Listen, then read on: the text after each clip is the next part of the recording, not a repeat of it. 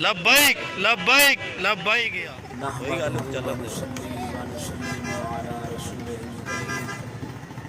اما بعد فاعوذ باللہ من الشیطان الرجیم بسم اللہ الرحمن الرحیم والنجم اذا ہوی آمنت باللہ صدق اللہ العظیم۔ تمام دوست مل کے پڑھیں صلاۃ والسلام علیکہ یا سیدی یا رسول اللہ وعلی آلک و اصحابک یا سیدی یا حبیب اللہ۔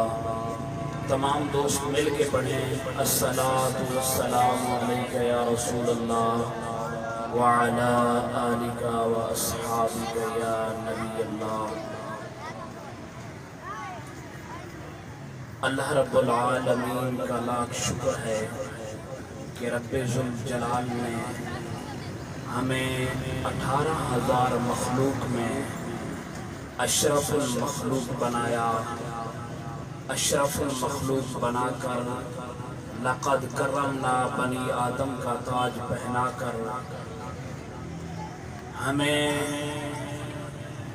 مسلمانوں کے گھر پیدا فرما کر ماں کی گود کے اندر کلمہ طیبہ پڑھنے کی توفیق عطا فرما کر آج آپ کو ہمیں 1500 سالہ آقا علیہ السلام کی ولادت بسعادت کا جشن منانے کی توفیق علی معظم سرور عالم نور مجسم حضرت احمد مجتبی حضرت محمد مصطفیٰ صلی اللہ علیہ وآلہ وسلم کی بارگاہ میں ہدیہ درود و سلام کا نذرانہ پیش کرنے کے بعد قابل صد احترام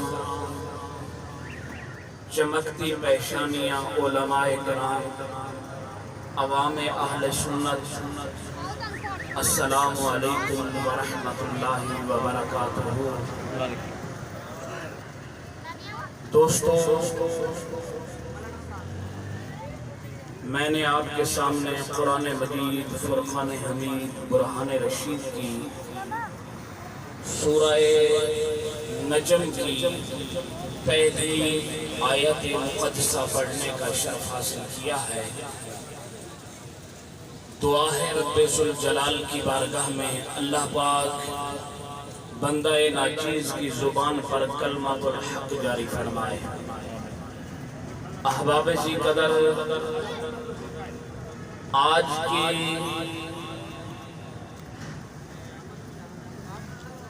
اس موضوع میلاد کی مناسبت سے بتانا چاہتا ہوں،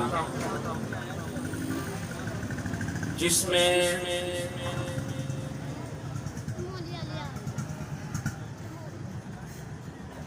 امام قرطبی نے، امام رازی میدان کے تفسیر کے قاضی اور قاضی ثناء اللہ پانی پتی علیہ رحمہ نے، اور آج کے اس موضوع اور اس اجتماع کی مناسبت سے سورۃ نجم کے پہلی آیت کے 2 لفظ قابل توجہ ہیں۔ حضرت جناب سیدنا امام جعفر الصادق رضی اللہ تعالی عنہ کے بیان کردہ معنی سے شروع کرتے ہیں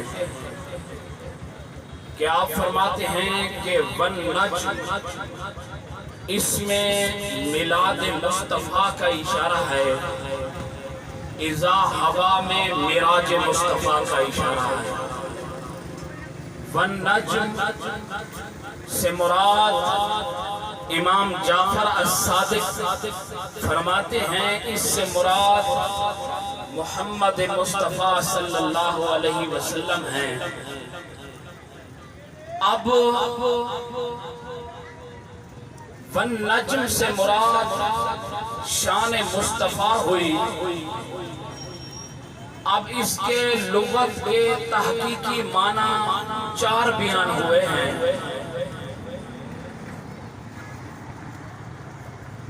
اب اس کا پہلا معنی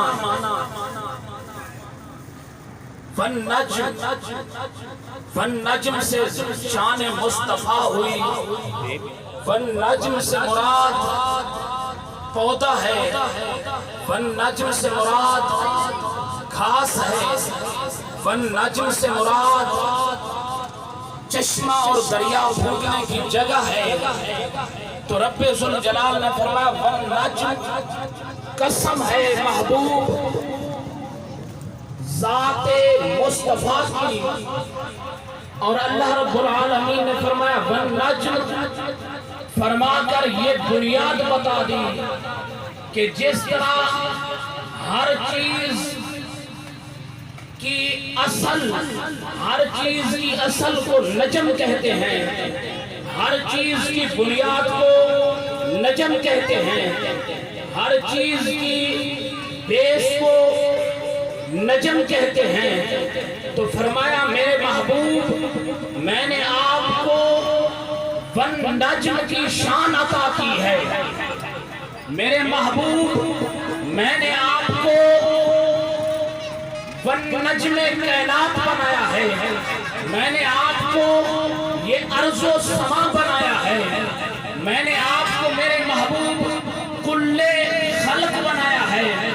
میرے محبوب میں نے یہ ساری کائنات، یہ ارض و سما، یہ زمین و آسمان، یہ فوق، یہ تحت، یہ لہو، یہ قلم، یہ سمندر، یہ دریا، یہ شرق، یہ غرب، یہ شمال، یہ جنوب، یہ ساری کائنات جو میں نے بنائی ہے، اس کا تعلق عالم بالا سے ہے، اس کا تعلق عالم پست سے ہے، اس کا تعلق عالم حجر و شجر سے ہے۔ یہ ساری کائنات کسی کو میں نے تنے کا درجہ دیا، کسی کو کوئی پھل بنا، کوئی پھول بنا، کوئی شاخوں کی طرح بنا۔ میرا حبیب جس کی ذات سے میں نے کائنات کی ابتدا کی ہے، میرا حبیب وہ تو ذات مصطفیٰ کی ذات سے ہی ابتدا کی ہے۔ والنجم، میرا حبیب میں نے تجھے نجم کی شان عطا کی ہے۔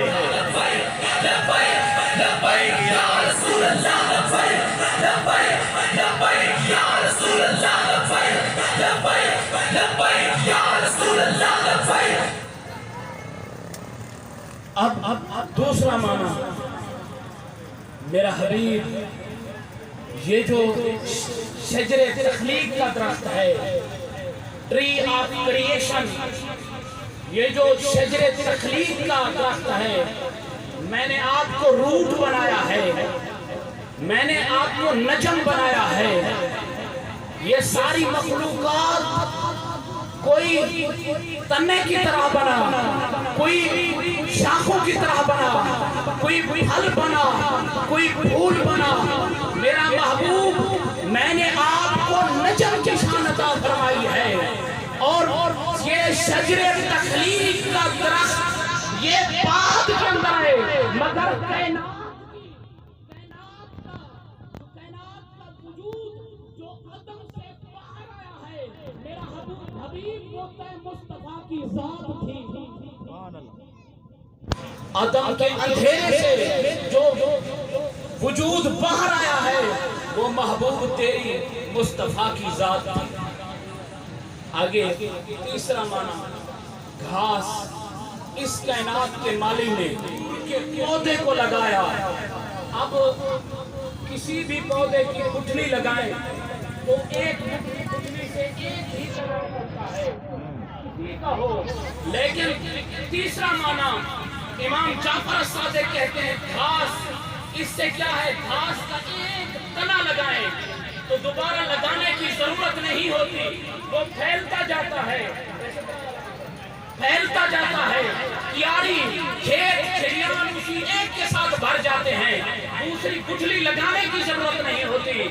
اور اللہ پاک نے فرمایا وَالنَّجْمِ، میرا حبیب میں نے تجھے نجم کی شان عطا کی ہے، تیرے نور کا ایک پودا لگایا ہے، تجھی سے پھر لوح بنتی گئی، تجھی سے قلم بنتا گیا، تجھی سے عرش نکلا، تجھی سے فرش نکلا، تجھی سے جن و انس نکلے، تجھی سے ملائک نکلے، تجھی سے یہ سارا جہان نکلا۔ میرا حبیب تیرے نور کا ایک پودا لگایا اور اسی پودا پھیلتا گیا، اسی سے پوری کائنات بن گئی۔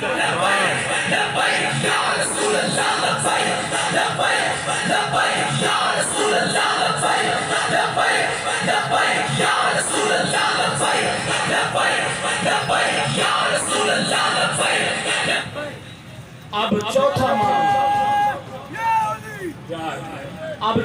معنی لسان العرب سے والنجم، اس کا معنی ہے، چوتھا معنی چشمہ پھوٹنے کی جگہ، دریا پھوٹنے کی جگہ۔ والنجم، میرا حبیب تجھے نجم کی شان عطا فرمائی ہے۔ توجہ، والنجم اس کا مطلب کیا ہے؟ میرا حبیب کائنات کے اندر یہ جو سیرابی نظر آ رہی ہے، یہ جو ہریالی نظر آ رہی ہے، اس نور سے سارے چشمے پھوٹے، تیرے ہی نور سے سارے دریا نکلے، تیرے ہی نور سے سارے سمندر نکلے۔ میرا حبیب تجھے روٹ بنایا ہے، نجم کی شان عطا فرمائی ہے، تو یہ کائنات کے اندر جتنی ہریالی نظر آ رہی ہے، جتنی سیرابی نظر آ رہی ہے، یہ برکت ہے منبع نور مصطفیٰ کا۔ سبحان اللہ، اللہ اکبر، یا رسول اللہ، یا الہ، یا رسول۔ اب پانچواں درجہ فرمایا میرے رب ذوالجلال نے، میرا حبیب الذین یتبعون الرسول النبی الام، میرا حبیب میں نے تجھے پانچواں درجہ امی کا لقب عطا فرمایا۔ اب جہاں بڑے بڑے آکے ترجمہ تفاسیر کی، کسی نے معاذ اللہ پڑھ لکھ لیا، پدینتی کی، بڑے بڑے درس قرآن دینے والے، نشر و اشاعت کرنے والے، فکر کی تبلیغ و تدریس کرنے والے، جہاں آ کر کہنے لگے ان پڑھ لکھ دیا، معاذ اللہ بددیانتی کی، گستاخی کی، جو اس سے بچے کہنے لگے وہ کسی مدرسے کے اندر نہیں پڑھے۔ تو احباب جی قدر، تو آپ جو ہے عزیزان محترم، میں آپ کو یہ پیغام پہنچانا چاہتا ہوں کہ امی کے پڑھنے پڑھانے کے گھیرے کے اندر نہ رہا کریں، اس کے آگے بھی ایک کائنات ہے۔ امی ام سے بنا ہے، ام بنیاد کو کہتے ہیں، ام بیس کو کہتے ہیں، ام اصل کو کہتے ہیں، ام جڑ کو کہتے ہیں۔ عربی کے اندر ماں کو بھی ام کہتے ہیں، اس لیے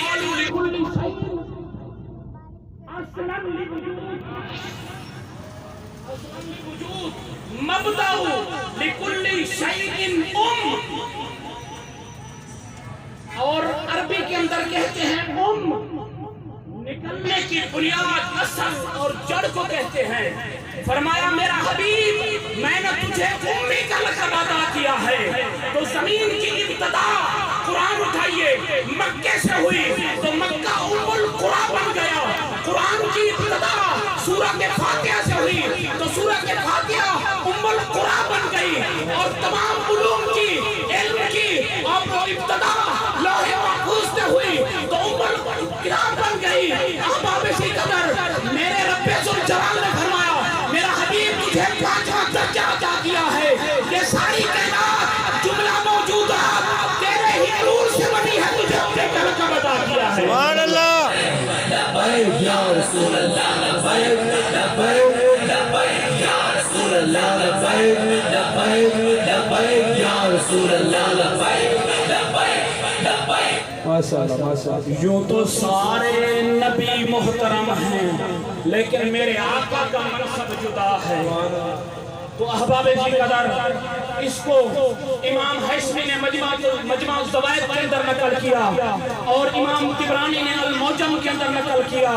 اور اسی طرح ابن عساکر نے اپنی صحیح ابن عساکر کے اندر نقل کیا. تو احباب جی قدر حضرت عمر ابن الخطاب رضی اللہ تعالیٰ عنہ روایت کرتے ہیں کہ یہ میرے کریم آقا علیہ السلام جب حضرت اماں آمنہ سلام اللہ علیہ کی گود اقدس کے اندر آئے تو یہ میرے نبی پاک کی آمد کا تیسرا مرحلہ تھا. اور کسی نے بشر کہا, کسی نے نور کہا, جس کی اپنا بصیرت و بصارت تھی اتنا کہہ کے چلے گئے. احباب جی قدر آقا جب بزم کائنات کے اندر آئے تو یہ تیسرا مرحلہ بشریت حضرت اماں آمنہ کی گود کے اندر آئے.